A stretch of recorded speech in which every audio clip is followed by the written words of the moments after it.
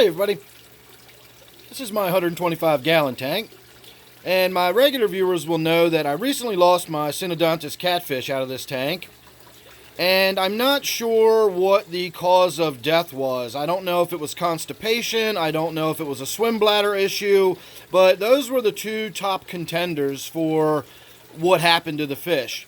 And because those were the two top contenders, the most common suggestion I got from everybody was to feed the fish shelled peas, because that helps both with swim bladder issues and with constipation. So I wanted to talk about that a little bit. Knowing about shelled peas is a good tool to have in your arsenal, but you got to know what shelled peas actually do and how to use them and when they work and when they don't work and that sort of thing. So I do know about shelled peas and how to use them for fish. I've used them in the past. Unfortunately, I've never had successful results by using shelled peas.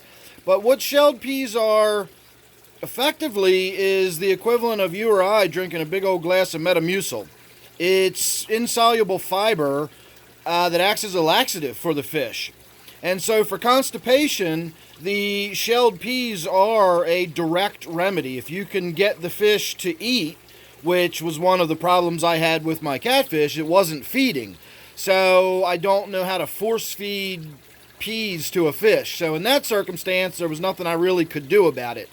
If your fish is still feeding, but is apparently constipated, then shelled peas do have a direct laxative effect and can help get things moving along again, unclog the plumbing as it were. The way shelled peas correlate to a swim bladder issue is not directly, and I get the impression from a lot of comments from people that they think that shelled peas will directly impact and directly help heal an infected swim bladder issue. And that is not the case. It all depends on what's going on with the swim bladder. If you've got a fish that has a genuine swim bladder infection, then shelled peas aren't going to do anything other than be a nice, good, nutritious snack for your fish. The reason shelled peas are talked about in conjunction with swim bladder issues is because a lot of time you will get swim bladder issues as a secondary complication due to constipation.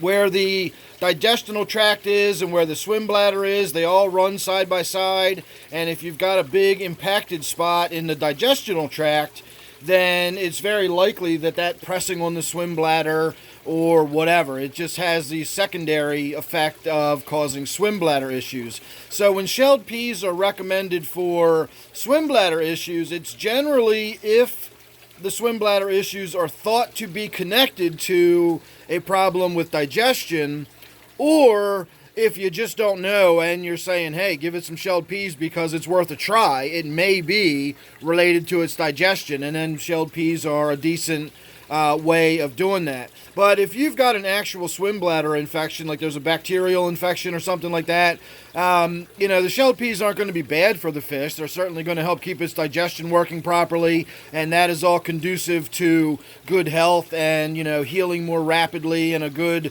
healthy, functioning immune system and all that kind of stuff. But as far as directly impacting a swim bladder issue, the shelled peas just don't really do that. What they do directly impact is constipation. Again, it's just a source of fiber for the fish. Again, it's the equivalent of us drinking a big old glass of mucilage or fiber or whatever. It's good for digestion, but it doesn't really do anything for the swim bladder.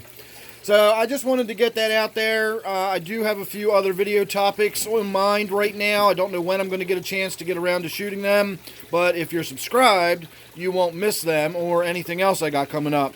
So thanks for watching this one. Don't forget, this is my 125 gallon tank, and I'll see you real soon in the next one.